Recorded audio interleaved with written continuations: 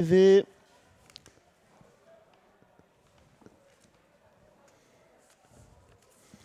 Allez, on va accélérer le 10 un petit peu en retrait, comme Lotus EV, le numéro 8, 1750 mètres.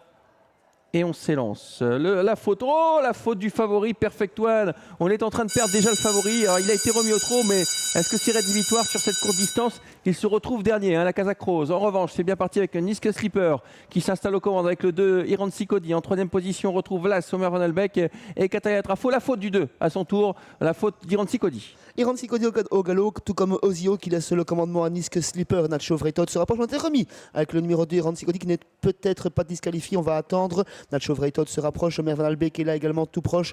Kataya Trafo vient en cinquième position. Est-ce que Niske Slipper va nous refaire le coup de Kurn? Pour l'instant, il est en tête. À l'extérieur, on se rapproche avec Nacho Vreitot.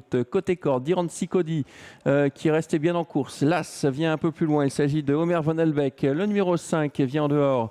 En l'occurrence, Kataya Trafo, Oldsmobile venant ensuite. Je vous rappelle que le favori est parti au galop. Il se retrouve en dernière position. C'est la Kazakh Rose. Le 12, Ozio, a été disqualifié. C'est également l'un des favoris. Il est le seul à être disqualifié pour l'instant cette épreuve à 1000 mètres du poteau. Toujours sur l'impulsion de Niske Slipper qui va bien, qui réduit quelque peu l'allure en tête de course. Iranzi Cody toujours dans son sillage. Nacho Vreitot n'a pas forcément la bonne course à donner au vent. Omer Van Albeck vient sur un troisième rang côté corde. Kataya Trafo ensuite en deuxième épaisseur, suivi par Princeton Girl SB, Grand Borchi et Lotus EV toujours à l'arrière. Il commence à faire avancer son cheval. Niske Slipper qui accélère progressivement.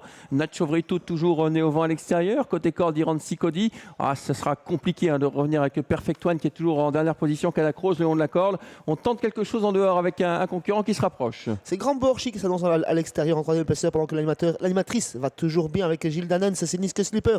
Nacho Vreitot est réveillé par Linus Lano. On a beaucoup de gaz dans le sillage animateur avec Iranzi Cody. Grand Borchi ne peut progresser en troisième épaisseur. Ouais, bientôt l'ultime à droite. Ça va bien avec Niske Slipper qui s'enlève toujours beaucoup de gaz. On est sollicité en dehors avec Nacho Vreitot qui est vraiment très sollicité mais qui revient à la hauteur de Niske Slipper. C'est pas fini cette course avec Niske Slipper qui va être relancé avec Nacho Vreitot qui est sollicité. Nacho Vreitot qui prend néanmoins le dessus sur Niske Slipper côté corde. Nacho Vreitot, quel courage avec Iranzi Cody qui finit fort en dehors. Niske Slipper n'en peut plus avec Nacho Vreitot, Iranzi Cody qui vient de plus en plus fort. Nacho Vreitot, Iranzi Cody à la photographie.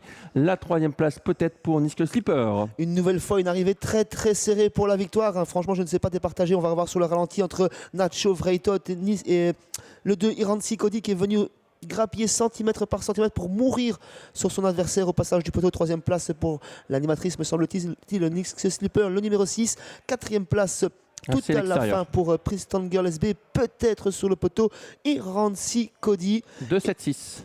Et Lander Flippo. Et le 9 sera quatrième. Bravo à Lander Flippo qui l'a rechopé parce qu'on se souvient qu'en début de course, Iranzi Cody a fait la faute. Voilà. Il a esquissé un temps de galop, il a été assez rapidement remis dans les bonnes battues, il a été décalé sèchement par son driver, il est venu faire la différence peut-être sur le poteau. C'est marrant, Niske Slipper avait vraiment gros de gaz dans le tournant et puis elle n'a pas su accélérer. On aurait peut-être dû lancer la course un peu plus loin comme elle avait fait à Kurn. En tout cas, elle terminera troisième. Le 2 s'impose, vous voyez sur cette photo, devant le 7 et la troisième place pour le 6 devant le 9. Voilà qui va conclure cette réunion. On se retrouvera la semaine prochaine avec les galopeurs à Mons. Sachez-le, ce sera mardi prochain. Mardi matin à partir de 11h30. Et on se retrouvera également samedi à Volvega, 18h30 avec les trotteurs. On va retrouver un Belge d'ailleurs qui sera grand favori de la première course premium, Jackson Darling, qui reste sur une multitude de victoires, qui sera l'épouvantail de la première course à Volvega. Bonne soirée à tous. Salut Sébastien. Salut Xavier, bonne soirée à tous et merci aux équipes présentes.